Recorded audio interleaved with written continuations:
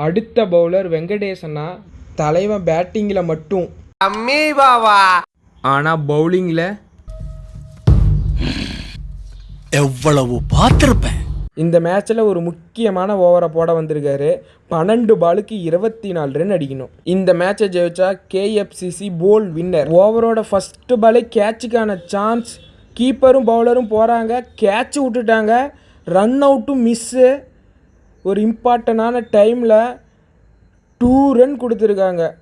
Catch பிடிச்சிருந்தா அந்த 2 ரன்னை save பண்ணியிருக்கலாம்.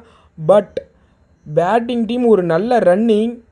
இந்த சமயத்தில் கேஎஃப்சிசிக்கு ஒவ்வொரு டாட் பாலும் முக்கியங்கக்குள்ள. செகண்ட் பாலும் டாட்டு.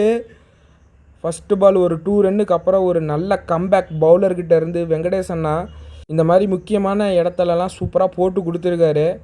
இந்த பால் பவுண்ட்ரிஸ் இல்லைனா சிக்ஸர் வந்துச்சுன்னா பேட்டிங் டீமுக்கு கொஞ்சம் ஈஸியாக இருக்கும். ஸ்ட்ரெயிட்டாக அடிச்சிருக்காங்க, பவுண்ட்ரி போயிடுச்சு. இந்த பால் பிடிக்கவே முடியாது. ஃபீல்டர் முன்னாடி போயிருந்தால் மட்டும்தான் பிடிச்சிருக்க முடியும். நல்லா ஆடிட்டு இருக்காங்க. 3 பாலுக்கு 6 ரன் வந்திருக்கு.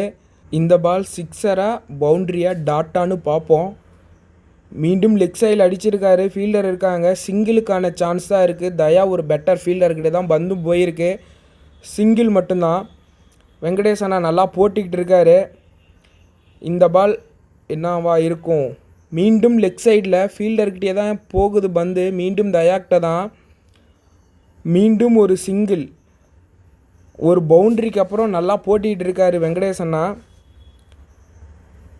இந்த லாஸ்ட் பால் இவரோட ஓவரில் ஸ்ட்ரெயிட்டில் அடிச்சிருக்காருங்க. ஃபீல்டர் இருக்கார். Pratheesh catch miss.